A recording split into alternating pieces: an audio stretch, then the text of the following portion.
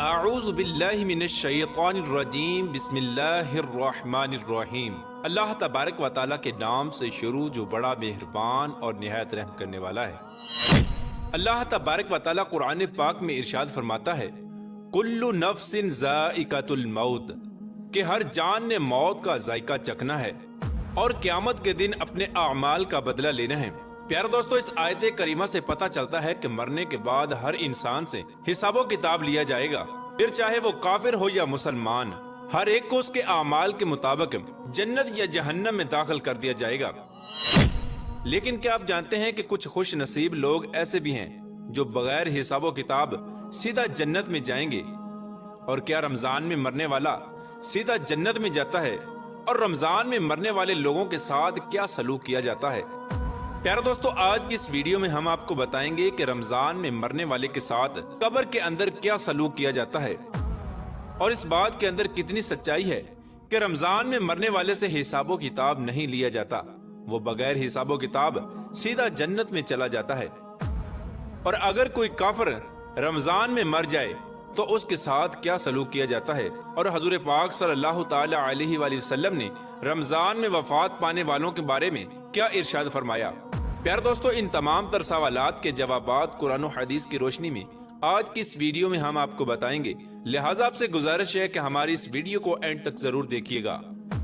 پیارے دوستو، ماہ رمضان اللہ تبارک و تعالیٰ کا وہ مقدس اور بابرکت مہینہ ہے جس میں اللہ تبارک و تعالیٰ کی رحمتیں بے شمار برستی ہیں، اور اللہ تبارک و تعالیٰ ہر لحاظ سے اپنے بندے کو بخشنا چاہتا ہے۔ یہی وجہ ہے کہ اللہ تبارک و تعالیٰ رمضان المبارک کی ہر گھڑی میں بے شمار لوگوں کی مغفرت فرماتا ہے۔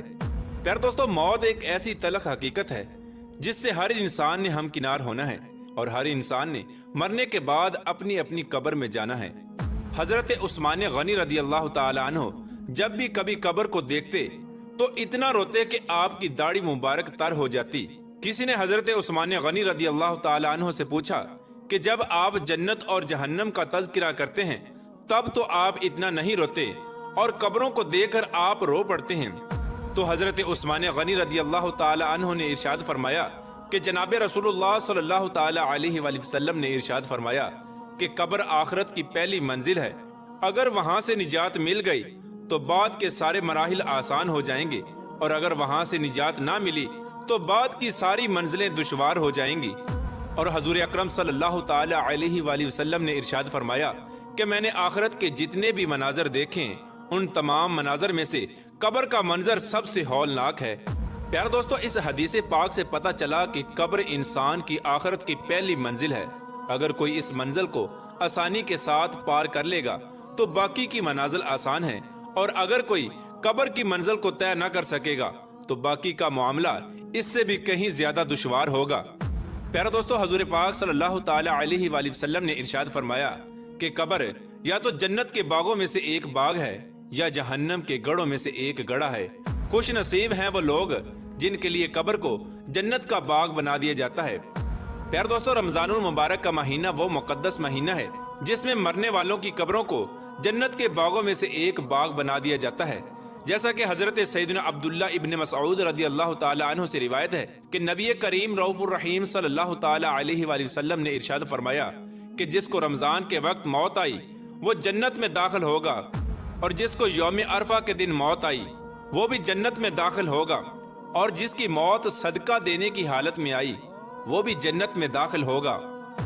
ام المومنین حضرت سیداتنا عائشہ صدیقہ رضی اللہ تعالی عنہ روایت کرتی ہیں کہ نبی آخر الزمان حضرت محمد مصطفیٰ صلی اللہ تعالی علیہ وآلہ وسلم نے ارشاد فرمایا کہ روزے کی حالت میں جس کا انتقال ہوا تو اللہ تبارک و تعالی اس کو قیامت کے دن تک روزوں کا ثواب عطا فرمائے گا۔ حضرت سیدنا انس بن مالک رضی اللہ تعالی عنہ روایت کرتے ہیں کہ میں نے رسول اکرم صلی اللہ تعالی علیہ وآلہ وسلم کو فرماتے ہوئے سنا کہ یہ رمضان تمہارے پاس آ گیا ہے، اس میں جنت کے دروازے کھول دیے جاتے ہیں اور جہنم کے دروازے بند کر دیے جاتے ہیں، اور شیاطین کو قید کر دیا جاتا ہے، اور محروم ہے وہ شخص جس نے رمضان کو پایا اور اس کی مغفرت نہ ہوئی۔ جب اس کی رمضان المبارک میں مغفرت نہ ہوئی تو پھر کب ہوگی؟ پیارے دوستو، ماہ رمضان المبارک کا مہینہ وہ مقدس مہینہ ہے جس میں اللہ تبارک و تعالی چاہتا ہے کہ میرا بندہ ہر لحاظ سے مجھے راضی کرنے کی کوشش کرے اور مجھ کو راضی کر لے۔ یہی وجہ ہے کہ اللہ تبارک و تعالی رمضان المبارک میں انسانوں کے دشمنوں کو یعنی شیاطین کو بھی قید کر دیتا ہے، جیسا کہ حضرت سیدنا ابو ہریرہ رضی اللہ تعالیٰ عنہ بیان فرماتے ہیں کہ حضور اکرم صلی اللہ تعالیٰ علیہ وآلہ وسلم نے ارشاد فرمایا کہ جب رمضان المبارک کا مہینہ آتا ہے تو جنت کے دروازے کھول دیے جاتے ہیں اور جہنم کے دروازے بند کر دیے جاتے ہیں اور شیاطین کو زنجیروں کے اندر جکڑ دیا جاتا ہے۔ پیار دوستو، اس ماہ رمضان المبارک میں تمام شیاطین کو قید کر دیا جاتا ہے تاکہ انسان زیادہ سے زیادہ اللہ تبارک و تعالیٰ کی عبادت کر سکے اور اللہ تبارک و تعالیٰ کا قرب پا سکے۔ پیار دوستو، ان روایات سے پتہ چلا کہ رمضان میں مرنے والوں کی بخشش کر دی جاتی ہے اور ان سے حساب و کتاب نہیں لیا جاتا۔ اللہ تبارک و تعالیٰ کی رحمت ان پر غالب ہوتی ہے اور اللہ تبارک و تعالیٰ رمضان المبارک میں مرنے والے مسلمانوں کو بغیر حساب و کتاب بخش دیتا ہے۔ پیار دوستو، اب بات کرتے ہیں کہ رمضان المبارک میں اگر کوئی کافر مر جائے تو کیا اس کو بھی قبر کا عذاب دیا جائے گا یا نہیں؟ پیار دوستو، آپ کو بتاتے چلیں کہ اللہ تبارک و تعالیٰ کی رحمتوں کا نازل ہونا اور انسان کو بغیر حساب و کتاب کے بخش دینا، اس کا تعلق ایمان کے ساتھ ہے۔ جو اللہ تبارک و تعالیٰ کی وحدانیت پر ایمان لے آئے گا اور اس کے پیارے حبیب حضرت محمد مصطفیٰ صلی اللہ تعالیٰ علیہ وآلہ وسلم کا کلمہ پڑھ لے گا اور ان پر ایمان لے آئے گا تو اللہ تبارک و تعالیٰ ماہ رمضان المبارک کے مقدس مہینے میں ان کی بھی بخشش فرما دے گا۔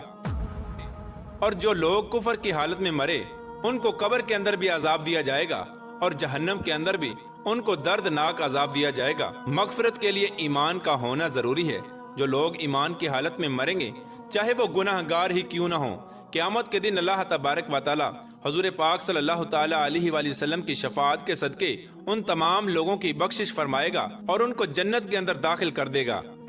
اللہ تبارک و تعالیٰ سے دعا ہے کہ اللہ تبارک و تعالیٰ زیادہ سے زیادہ ماہ رمضان کے اندر اپنی عبادت کرنے کی توفیق عطا فرمائے اور ان تمام تر برائیوں سے بچائے جن برائیوں کے اندر مبتلا ہو کر انسان اللہ تبارک و تعالیٰ کی رحمت سے دور ہو جاتا ہے اور اپنے رب کو ناراض کر بیٹھتا ہے۔